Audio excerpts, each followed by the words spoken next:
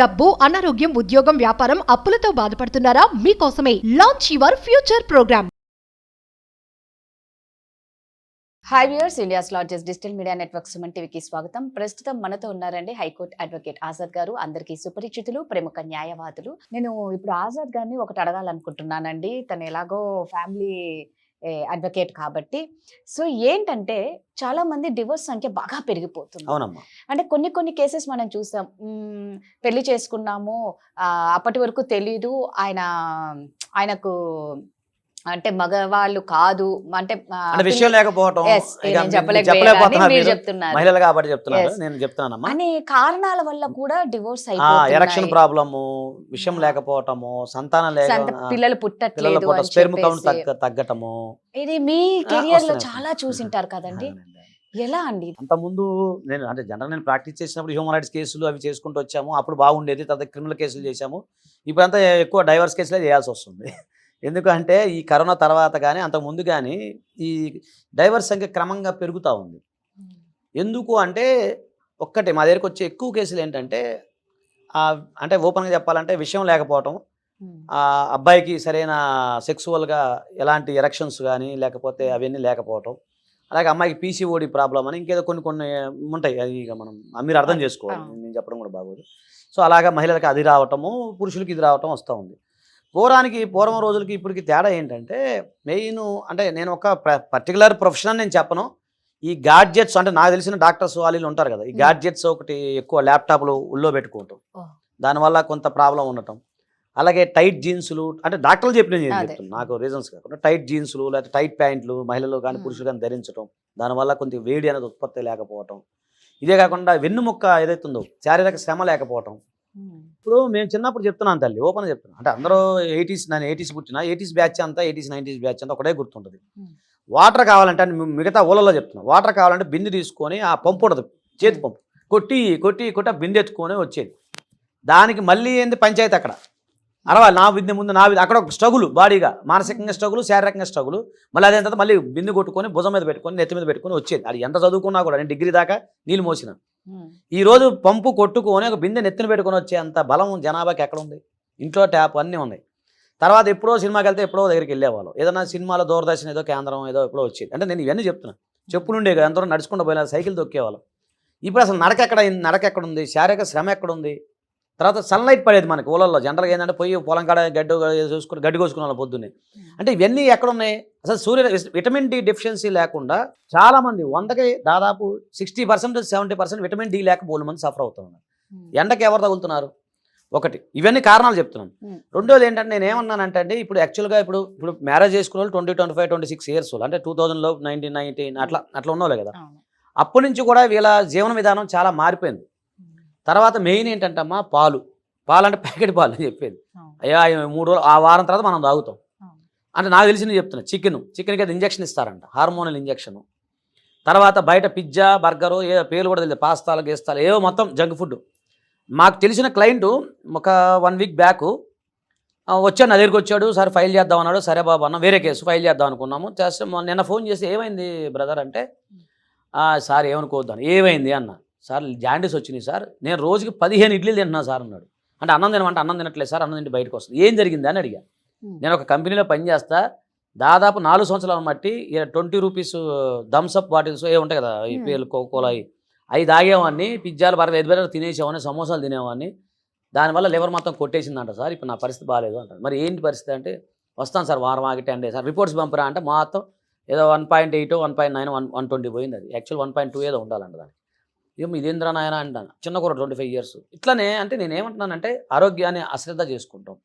ఈ కాంపిటీషన్ వరల్డ్లో ఏంటంటే వెళ్ళిపోవాలి, ముందు ఆడిపోవాలి, ముందు ఇంత ప్యాకేజ్ రావాలి, అంత ప్యాకేజ్, ఊళ్ళో అడిచెప్పుకోవాలి, అదొకటి మానసిక ఒత్తిడి. ఇక అతి ముఖ్యమైనది చెప్పమంటారా మీకు, ఇది ట్రాఫిక్ జామ్. అతి ముఖ్యమైనది ట్రాఫిక్ జామ్. అక్కడి నుంచి ఇక్కడికి వచ్చేసరికి ఆయన పని అయిపోతుంది. 2, ప్రతి దానికి బండి, చిన్నాళ్ళకి బండి, పెద్ద ఆటలకి బండి. 2, ప్రకృతి దగ్గరగా లేకపోవటం, లేదా ఏసీలో ఎక్కువ ఉండటం. ఇదే కాకుండా ఇంకో అతి ముఖ్యమైనది చెప్పమంటారా, మిడ్-నైట్ బిర్యానీలో ఏదో మిడ్-నైట్ అవి ఉండదు. ఇప్పుడు చెప్పకూడదు, చిరంజీవి గారు కానీ నాగార్జున గారు ఎట్లుంటారు 70 అటు ఇటు 66, 70కి వచ్చారు.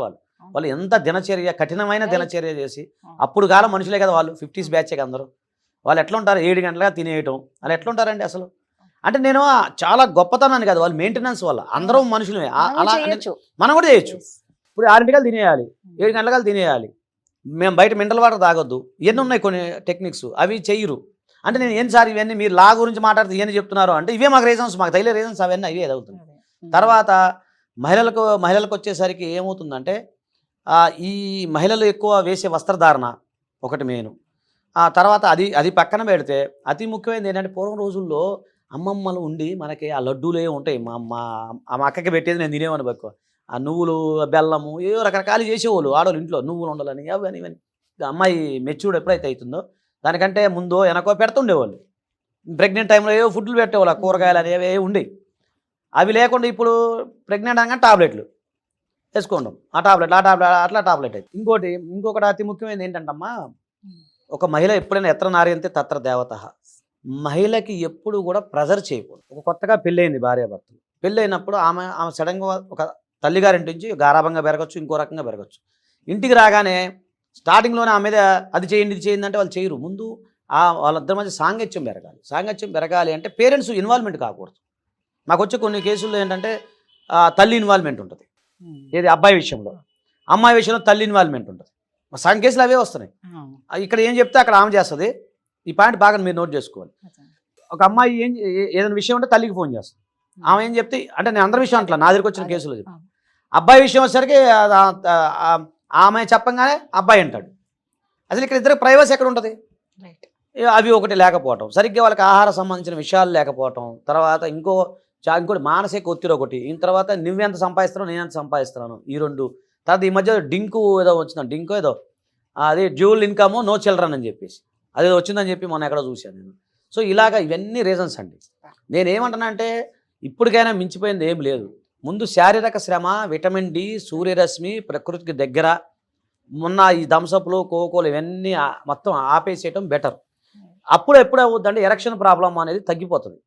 దానికి మెడిసిన్ ఇచ్చేసి టెస్టులు చేయించుకొని అవి చేయించుకొని అవి ఎన్నాళ్ళు చేస్తాం, మనం చేయలేం.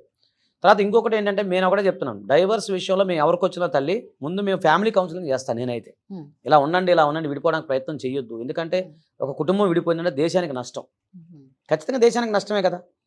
ఎందుకంటే ఒక గోడ కట్టాలంటే చాలా బ్రిక్స్ ఉంటేనే గోడ అవుతుంది. అలాగే కొన్ని వందల వేల కుటుంబాలు కలిపితేనే దేశం అవుతుంది. దానివల్ల దేశం ఆర్థిక వ్యవస్థ కూడా దెబ్బతింటది. రేపు పుట్టే పిల్లలు ఆషామాషి పిల్లలు కాకుండా జనరల్ పిల్లలు పుడితే కష్టం రేపు పొద్దున బతకాలంటే. మంచి ఇప్పుడు రష్యాలో అదే ప్రాబ్లం అవుతుంది, జపాన్లో అదే ప్రాబ్లం అవుతుంది, మనకు కూడా అదే ప్రాబ్లం స్టార్ట్ అయింది. ఇప్పుడు గవర్నమెంట్ చంద్రబాబు నాయుడు గారు చెప్తున్నారు 3, 4, 5 కానీ అంటున్నారు. ఏడగానే కనే ఓపిక ఎక్కడ ఉందండి? ఒకరికి ఇద్దరికి అసలు ఒక్కరికే అయిపోతున్నారు జనాభా, ఒక్కరికే అయిపోతున్నారు. నాకు 3 పిల్లలండి, ఓపెన్ చెప్తున్నాను. ఎవరన్నా అడిగితే ముగ్గురు అట్లా అంటే నేను ఏమంటున్నానంటే అది ఒక వింత అయిపోయింది. 3 పిల్లలు అంటే పూర్వం రోజుల్లో 10 మంది 8 మంది 9 మంది లెక్క వేసుకునేది. ఇప్పుడు ఒక్క పిల్ల ముగ్గురా నీకు అని అంటే నేను గొప్ప అని చెప్పను, అట్లాగా అయిపోయింది వ్యవస్థ. అది దానికి మేము కొన్ని ప్రికాషన్స్ దానికి చాలా ఉంటాయి. అవన్నీ ప్రకృతికి దగ్గరికి వెళ్ళటం, చెప్పులు లేకుండా నడవటం, నదిలో నీళ్ళు తాగటం, బావిలో నీళ్ళు తాగటం, ఇవన్నీ ఉంటాయండి. ఇవన్నీ చాలా కారణాలు ఉంటాయి. అవసరమైతే మనం ఎప్పుడు సిటీలో ఉండాల్సిన అవసరం లేదు. 2 రోజులు టైం ఉంది మీకు, జస్ట్ వెళ్ళిపోండి ఎక్కడికైనా ప్రకృతికి వెళ్ళిపోండి, రిసార్ట్స్కో ఆటో వెళ్ళిపోయి అసలు వదిలేయండి, ఇవన్నీ పక్కన పెట్టేయండి, మైండ్ ఫ్రీ అయిపోతుంది.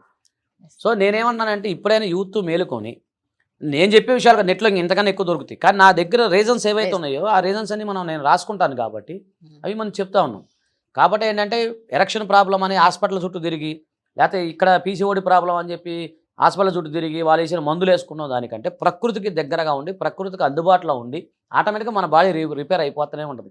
కరోనా టైంలో ఎంతమంది మూలన పడ్డారు మేడం? అందరూ రికవర్ అవ్వాలా? అవును, నిజమే అండి. ఈ ఏసీ పడేది కాదు నాకు 2 years బ్యాక్. చూడండి మేము ఎంత ఫుల్ ఏసీలో ఉంటున్నాను నేను, అంటే బాడీ ఆటోమేటిక్ రికవర్ అయింది. అది ఇది కాదు, ఏదైనా అవుతుందండి.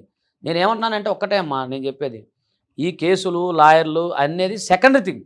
ముందు మీ జీవితం మీ చేతిలోనే ఉంటుంది కదంటారా? ఖచ్చితంగా చాలా కరెక్ట్ గా చెప్పారండి ఆజాద్ గారు. మీరు అనుకోవచ్చు అరే ఏంది ఇవన్నీ హెల్త్ కి సంబంధించి ఫుడ్ కు సంబంధించి చెప్తున్నారని. నో, ఇవన్నీ ఎందుకంటే వాళ్ళ ఎక్స్పీరియన్స్ లో దేనికి కారణాలు, ఇవన్నీ కారణాలట. సో ఇవన్నీ మనం నేచర్ తో బాగా కనెక్ట్ అయి ఉండి మంచి ఫుడ్ కన్నా తీసుకుంటే ఖచ్చితంగా ఇలాంటి కేసెస్ మాకు తగ్గుతాయి అని చెప్తున్నారు ఆజాద్. అంతే, తగ్గాలనే కోరుకుంటున్నాం, దేశం బాగుపడుతుంది కదా. థ్యాంక్ యూ అండి.